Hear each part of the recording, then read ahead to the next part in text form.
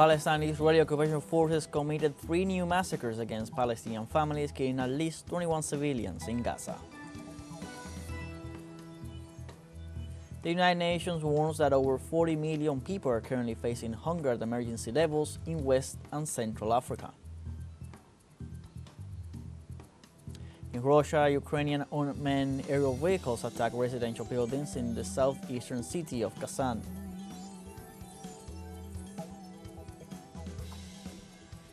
Hello, welcome to From South. I'm Luis Alberto Matos from the teleSUR studios in Havana, Cuba. We begin with the news.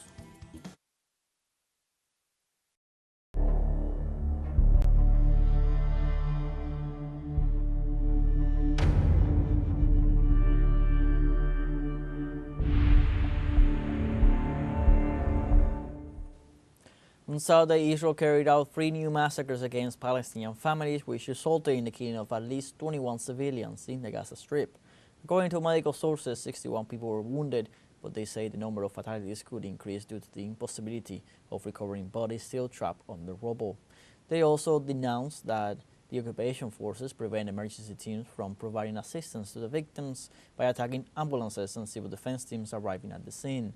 Since October 7, 2023 to this date, 45,227 Palestinians have been killed by Israel, whereas 107,573 have been wounded, mostly women and children.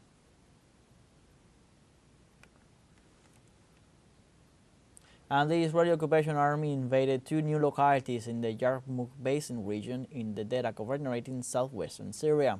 According to reports from local residents, Tel Aviv troops entered the villages of Jambla and Maraba, firing on civilians mobilized in rejection of Israel's actions against countries in the region, leaving at least 1 injured.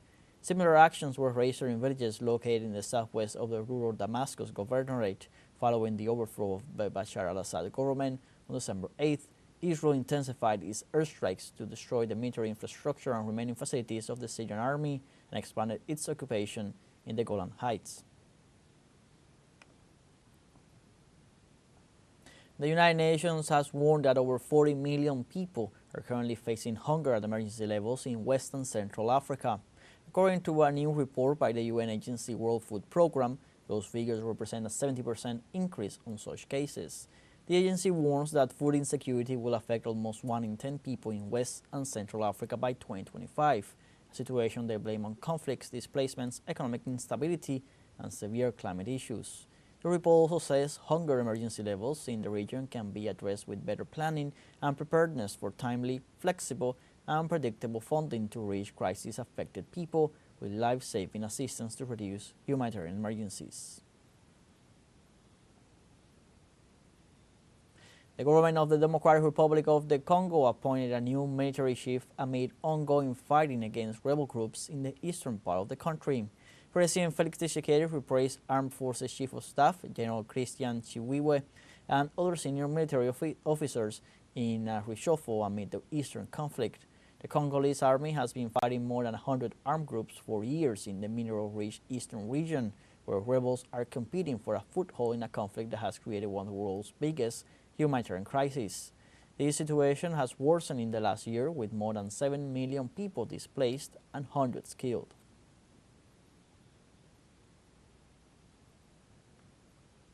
In the United States, 2024 has been the year with the most immigrants deportations. This according to a report by Immigration and Customs Enforcement.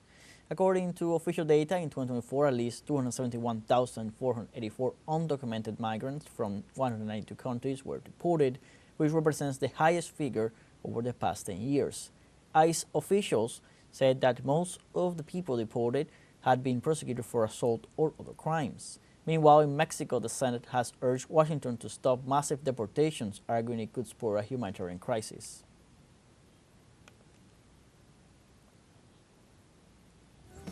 Now we have a short break coming up, but first remember you can join us on TikTok at teleSUR English, where you'll find news in different formats, news updates, and much more.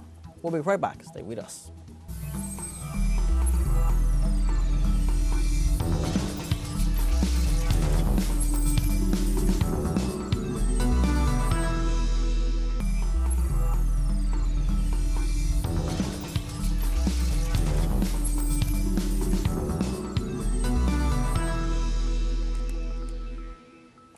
Welcome back. In Brazil, at least 32 people were killed during a multi-vehicle collision between a bus, a truck, and a car. The bus was transporting 45 passengers from Sao Paulo to Jequié in the state of Bahia when one of its tires exploded and the driver lost control of the vehicle. The bus then invaded the opposite lane and collided with a truck loaded with stones. After the impact, the cargo transport rammed a family vehicle. In this regard, police authorities say that they do not rule out an increase in the death toll. And in Peru, the Constitutional Court ordered the release of former General Nicolás Hermosa Rios, who was the most powerful military officer during the government of the late dictator Alberto Fujimori. The former official was charged with human rights violations and corruption and was sentenced to 25 years in prison. His lawyers recently filed a lawsuit alleging that Hermosa Rios, who is 90 years old, has served 20 years in prison and suffers from dementia, prostate cancer, Parkinson, hypertension, and diabetes. After analyzing constitutional and human rights aspects, in addition to medical reports, the court ordered the release of the former official. In Ecuador, since early Saturday, yet another blackout has been reported in most parts of the country, despite the Daniel Noboa's administration announcement that there will be no more such massive power failures as of December 20th. Local media, ordinary citizens, and the Ministry of Energy and Mines itself have all reported blackouts in cities like Cuenca, Ambato, Guayaquil, Oro, and Quito, the capital. According to the authorities, the reason for this massive power failure was that the Chorrillos-Tizaleos transmission line of 500 kilowatts was damaged due to adverse weather conditions, and they say crews were working in the area. On Friday, Energy Minister Inés María Manzano said on her X account that they have been able to successfully manage this crisis.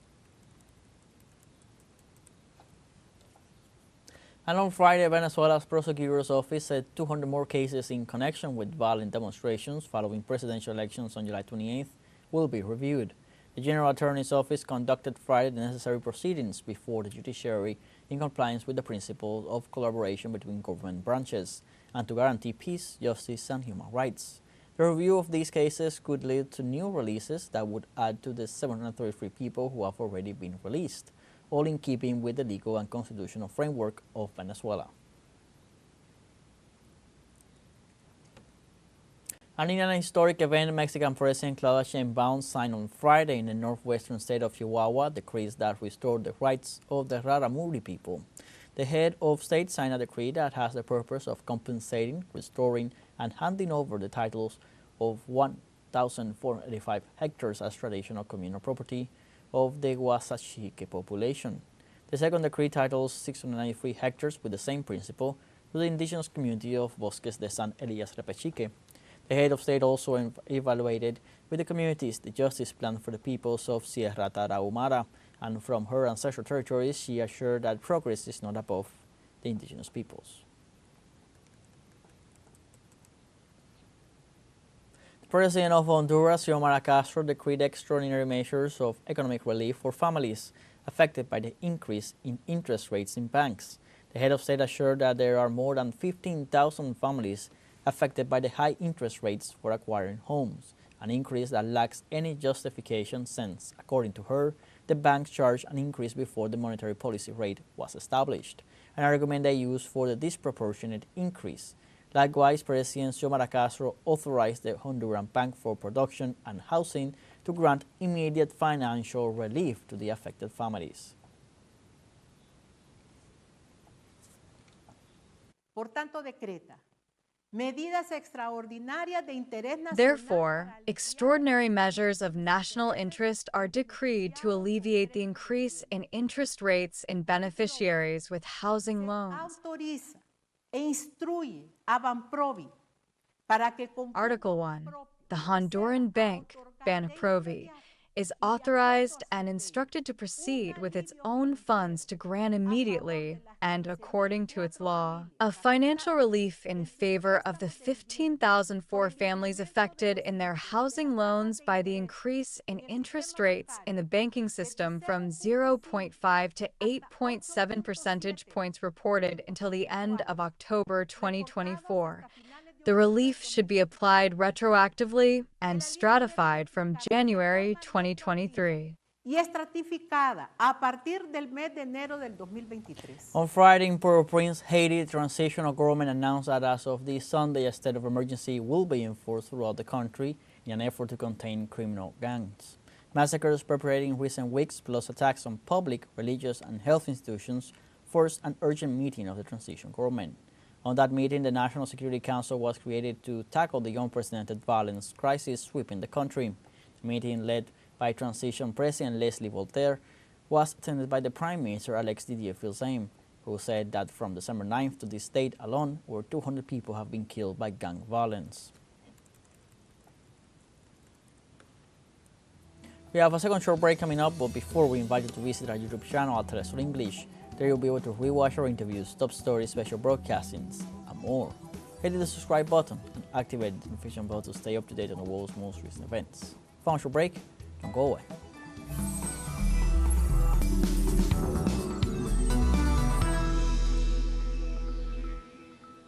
Welcome back. This Saturday, Ukrainian unmanned aerial vehicles attacked residential buildings in the southeastern Russian city of Kazan. 8 drones hit residential buildings and one of them hit an industrial plant. The attacks caused fires and considerable damage to civilian homes. Fortunately, no injuries or death have been reported. The head of the Republic of Tatarstan, Rustan Minikhanov, assured that the affected blocks have been evacuated, residents are being accommodated in safe centers, and authorities are providing them with what they need. The regional leader denounced that Ukraine is attacking homes and civilians. Meanwhile, Russia's foreign ministry spokeswoman Maria Zakharova described the attack as an act of revenge for the success of the BRICS summit held in October and for military defeats in the framework of the special military operation in Ukraine. Zakharova also referred to the outrageous and hypocritical silence of the collective West and its media, which immediately react to any extremist outbreak, but in the case of Russia, they prefer to ignore the situation altogether.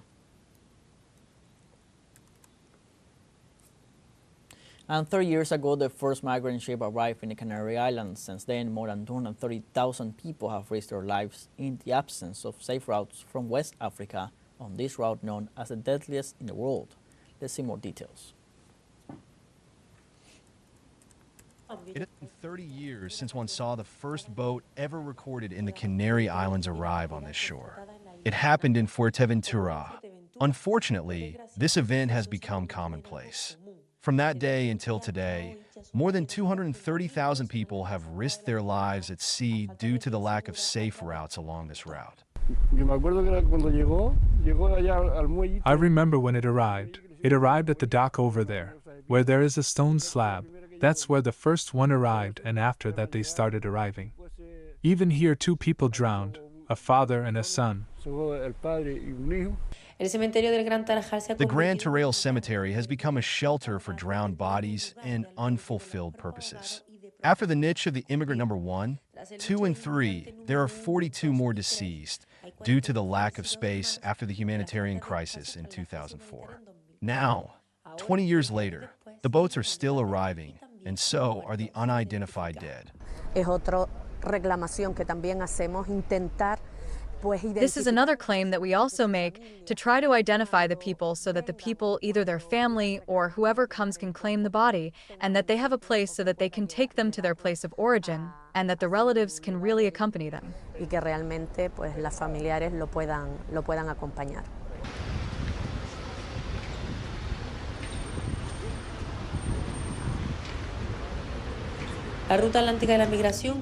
Atlantic Migration Route, which links West Africa with the Europe of the Canary Islands, has claimed at least 700 lives, according to data published up to July of this year, a figure similar to the number of deaths in the central Mediterranean. In addition to the lack of safe routes, Andre Mares also denounces invisible borders such as the bureaucratic processes of the different governments. They do not come with documentation that can identify them, but with everything that surrounds that death and the information collected, the relatives can have more or less information so that they know who this person could be, and above all so that later the DNA test can be compared with the relatives. So far, 40,000 people have risked their lives at sea on this route. a historic figure that has now become normalized among the population, despite being the deadliest in the world. Sergio Rodrigo y Lucía Muñoz Lucena, TeleSUR, Fuerteventura y Las Canarias. Also in Spain, the government requested more than $26 billion for the fifth payment of the European funds allocated to the country. According to the Spanish Finance Ministry, around 9.1 billion of these funds, which are linked to the Recovery, Transformation and Resilience Plan, will be used for grants, while 16 billion will be used for loans. The request for disbursement includes the 158 million euros pending from the fourth payment corresponding to the Agents of Change program. Once the government receives the requested money, the nation will have obtained a total of 56 billion euros from the European Union, which will be 70% of the total amount foreseen, as well as 16 billion in loans, about 20% of the total amount agreed upon. And in Germany, the death toll in the tragic car crash at Christmas market in the central west rose to 5. This Saturday, during the visit of Chancellor Olaf Scholz to the scene, local authorities released new information on the violent attack. The perpetrator, a 50-year-old Saudi doctor who allegedly renounced Islam and identified himself with the German far right, could have been under the influence of drugs when he carried out the attack. Authorities also reported that 200 people were injured, 41 of whom are in serious condition.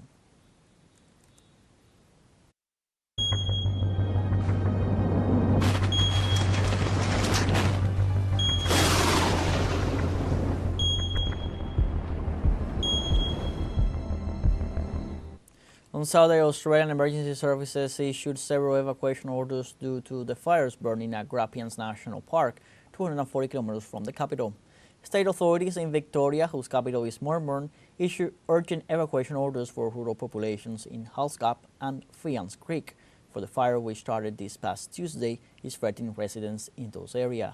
Over the last 24 hours, the flames have consumed over 28,000 hectares, despite efforts by some 400 firefighters supported by 100 air tankers and 25 aircraft. And China has inaugurated a Crystal Fantasy Dream Park in Heilongjiang Province, northeast of the country. The facility was built with 300 cubic meters of ice and snow, with elements inspired by the upcoming Harbin 2025 Winter Games. The park has 9 main areas recreating iconic landscapes from 42 countries and 3 regions, all members of the Olympic Council of Asia, and it will be illuminated at night. The park offers exciting experiences for both local and international tourists. Like this, we have come to the end of this news brief. You can find these and many other stories on our website, telesurenglish.net. So join us on social media, Facebook, X, Instagram, Telegram, and TikTok. For TeleSUR English, I'm Luis Alberto Matos. Thank you for watching.